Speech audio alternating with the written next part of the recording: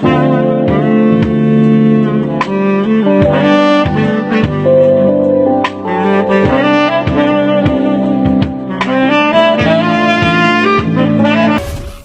friends, you are welcome to Anchor Network where you get updated news of things happening around you. If this is your first time of visiting this channel, I would like and encourage you to subscribe so that you get updated news as soon as we publish them. Patriotic and desperate opposition politics being played by the PDP and its presidential candidate, Alhaji Atiku Abubakar, warning that such dead-end opposition politics could be toxic for the nation's democracy if left unchecked.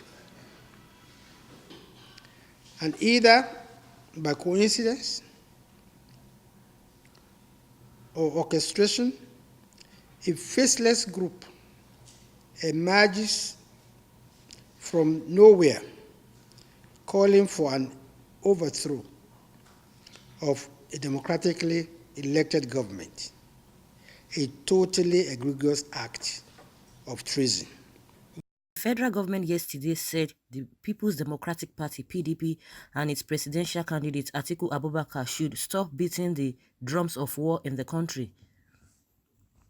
The Minister of Information and Culture, Lai Mohammed, told State House correspondents that the PDP brand of opposition politics poses great threat to the country's democracy. Never in the history of politics in Nigeria has an opposition party and its presidential candidate exhibit the kind of desperate tactics being deployed by the duo of the PDP and its flag bearer, especially since President Muhammadu Buhari overwhelmingly defeated Atiku to win the 2019 presidential election, Mohammed said.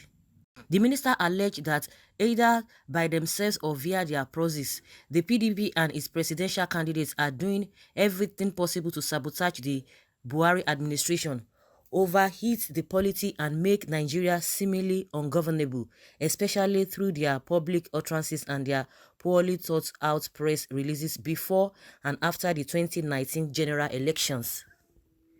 He said unless they quickly retrace their steps, they may sooner than later overreach themselves.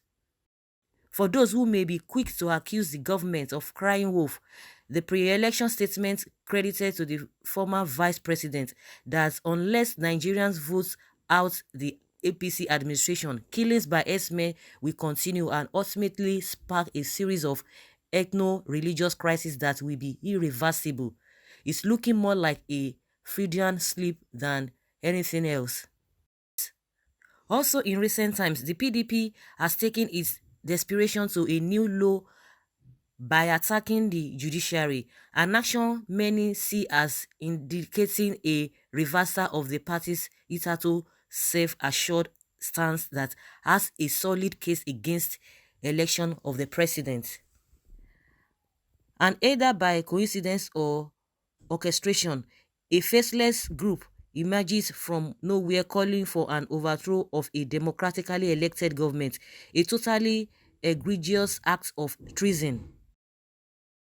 It beggars belief that a candidate who prides himself as a democratic can so allow desperation to becloud his sense of propriety to such an extent that he will be associating with anti-democratic forces or making inflammatory statements, he said. Mohammed said for acclaimed Democrats, there are acceptable channels of seeking redress after an election defeat. Even President Buhari himself went to court 3 times to challenge election results. What is not acceptable is to either resort to self-help after an election defeat or to embark on a journey of subterfuge and sabotage while also mounting a legal challenge or pretending to do so. Worse still, painting the judiciary bad for whatever reason is anti-democratic and unconscionable. We want to urge the main opposition party to stop beating the drums of war, concentrate on the legal challenge by its candidates against the election of President Buhari, if indeed they have any faith in the country's judiciary and desist from unnecessarily overheating the polity, he said. I wouldn't want to say much on this issue, but it's like the federal government is not comfortable with the way and manner PDP and Atiku are going about this whole thing.